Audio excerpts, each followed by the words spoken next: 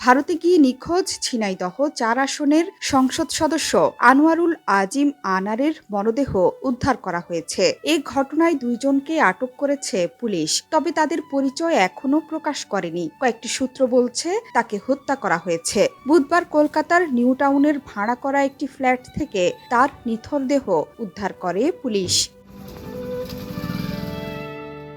সংসদ সদস্য আনোয়ারুল আজিম গেল ১২ মে চিকিৎসার জন্য গিয়েছিলেন কলকাতায়। পরদিন চিকিৎসকের কাছে গিয়ে আর ফেরেননি জানিয়ে ১৮ মে কলকাতার বরাহনগর থানায় একটি সাধারণ ডায়েরি করেন আনোয়ারুল আজিমের পরিচিত গোপাল বিশ্বাস। পরে তার হোয়াটসঅ্যাপ নম্বর থেকে গোপালকে জানানো হয় বিশেষ কাজে তিনি দিল্লি যাচ্ছেন। এদিকে নিউ টাউনের সঞ্জীবা গার্ডেন থেকে আনারের মরদেহ উদ্ধারের পর তৎপর রয়েছে দেশটির গোয়েন্দা পুলিশ। ভারতের গোয়েন্দা সূত্র বলছে, ইতিমধ্যে আনারের ব্যাপারে বিস্তারিত জানতে বাংলাদেশের প্রধানমন্ত্রীর কার্যালয়কে অবহিত করা হয়েছে। এছাড়া আনার কলকাতায় গোপাল বিশ্বাস নামের যে বন্ধুর বাড়িতে উঠেছিলেন তাকেও জিজ্ঞাসাবাদ করা হয়েছে।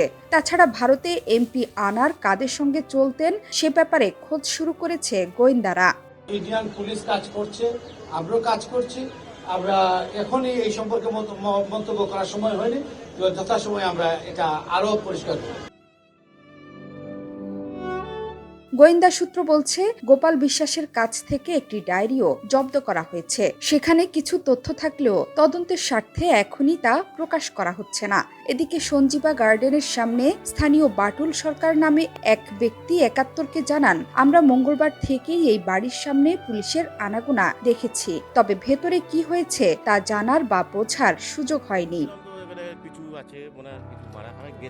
এমপি আনারের পরিবহন ও ঠিকাদারি ব্যবসা আছে বলে জানিয়েছে ঝিনাইদহের স্থানীয়রা। পরিবারটি মৎস্য ব্যবসার সঙ্গে জড়িত।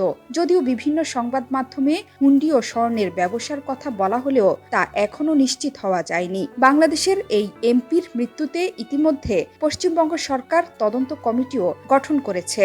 পাশাপাশি কাজ করছে গোয়েন্দা সংস্থা, সংবাদ প্রচার করছে কলকাতার গণমাধ্যমগুলো।